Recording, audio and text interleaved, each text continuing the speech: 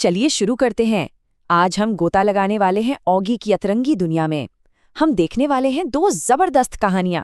एक में है क्रिकेट का जुनून और दूसरी में है आर्ट जो खैर पूरी तरह से गड़बड़ हो गई।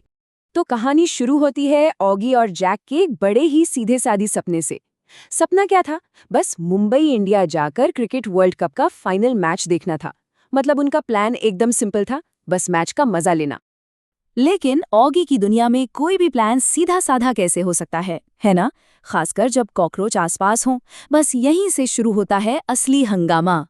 तो चलिए पहले किस्से पर आते हैं, जहां मुंबई की चहल पहल वाली सड़कों पर एक सीधी सादी छुट्टी कब पूरे हंगामे में बदल जाती है पता ही नहीं चलता। तो यहाँ से सारी गड़बड़ शुरू होती है।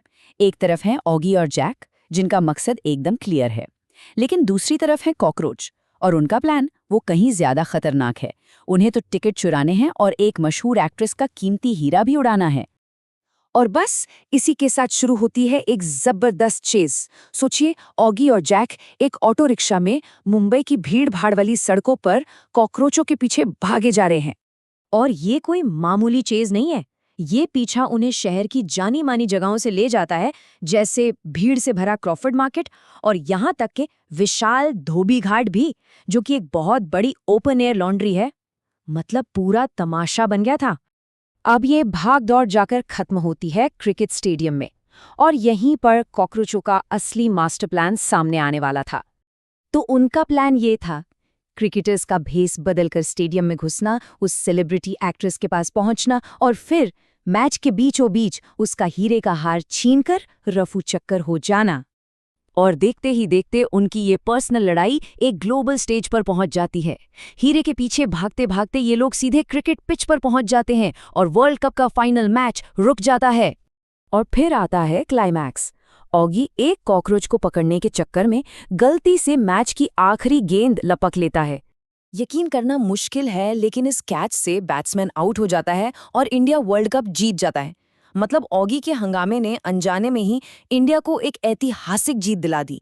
अगर आपको इस तरह से किस्सों को समझना पसंद आ रहा है तो आगे और भी है, बस सब्सक्राइब करना मत भूलिएगा।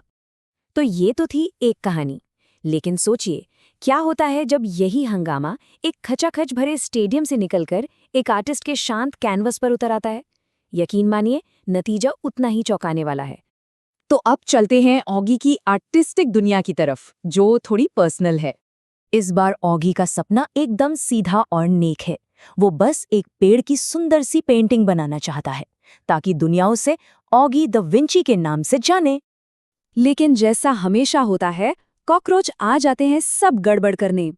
ऑगी की शांत सुंदर सी पेंटिंग एक भयानक मैस में बदल जाती है। एक साफ सुथरी पेंटिंग अब रंगों का एक बिखरा हुआ कैनवस बन चुकी थी। और यही कहानी एक जबरदस्त मोड़ लेती है। जो चीज ऑगी के लिए बिल्कुल कचरा थी, वो किसी और के लिए खजाना बन जाती है। होता यह है कि जैसे ही ऑगी अपनी बर्बाद पेंटिंग को फेंकने जाता है, एक आर्ट डीलर की नज़र उस पर पड़ती है।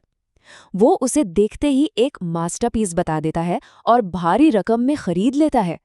तब जाकर ऑगी को समझ आता है कि उसने अनजाने में क्या कमाल कर दिया है। तो ऑगी का ये आर्टिस्टिक सफ़र 4 हिस्सों में बटा है। एक सिंपल सी शुरुआत, फिर गलती से मिली कामयाबी, और आखिर में उस कामयाबी को दोबारा पाने की एक नाकाम कोशिश।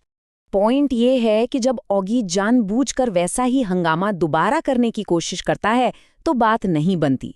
वो कॉकरोचों को जबरदस्ती और मास्टरपीस बनाने को कहता है, लेकिन वो जाकर उस आर्ट कलेक्टर को सारी सच्चाई बता देते हैं।